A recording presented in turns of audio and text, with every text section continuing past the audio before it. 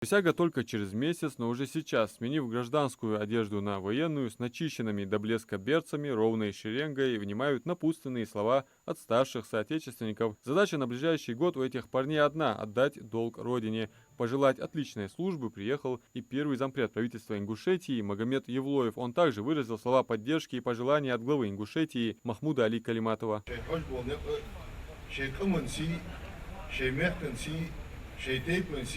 Şeyden yani muhtigeleri iş. Şeyvaş dolç muhtige. Bartı buluş. Şey tıdılar da haştır kuaçız da şu dakika şu dakika şu daha hu. Şin bol kuatı şin daha hu ayı жизни. Izbahansi. Şey tıbaka bu hakimiş. Sartsani emrzdoluş. 20 дари ди еще отсюда. Ди еще отсюда еще ди вот дальше согу. Энчу да возвен хахулды. Войца хама теркуриги. Обращаюсь к нашим представителям частей, прошу вас, к нашим призывникам, к нашим младшим братьям, обращаться как к своим сыновьям, как к своим младшим братьям. Сегодня в рамках весенней призывной кампании служить отправляется две команды призывников в Новочеркасск и в Москву. А это 28 новобранцев. И, кстати, это уже последняя отправка. Покупатели, так в народе именуют представителей воинских частей, уже познакомились с парнями. Стрелять, бегать, заниматься спортом. Сейчас у них будет молодое пополнение, около месяца. Потом они будут принимать присягу. После присяги уже будут распределяться по подразделениям. И уже по специальности, у меня в основном водители на КАМАЗ.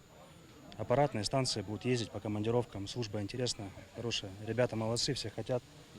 Всем интересно, глаза горят. Все, молодцы. Там, в воинских частях, где они скоро будут нести службу, начнется вся армейская романтика. Жизнь по распорядку, своеобразный день сурка. Ранний подъем, утренний кросс на несколько километров, бег с преодолением препятствий, обучение военным дисциплинам. В общем, все то, что вырабатывает в молодых людях дисциплину, ответственность и устойчивость к нестандартным жизненным ситуациям.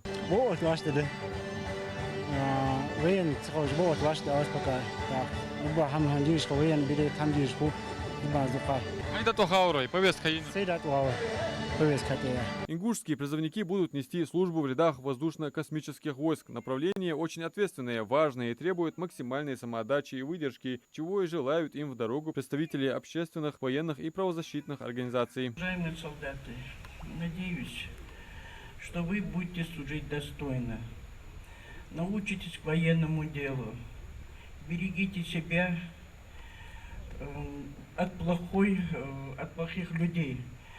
Самое главное, служите достойно. ВКС отвечают за обеспечение безопасности России от космических и воздушных угроз, а также за управление космическими аппаратами. Поэтому призываются граждане, соответствующие требованиям по здоровью и физической подготовке, а также имеющие востребованные специальности, что и объясняет большое количество отучившихся водителей среди новобранцев. Адам Мережков, Мухаммад Яндиев, Магаз 24.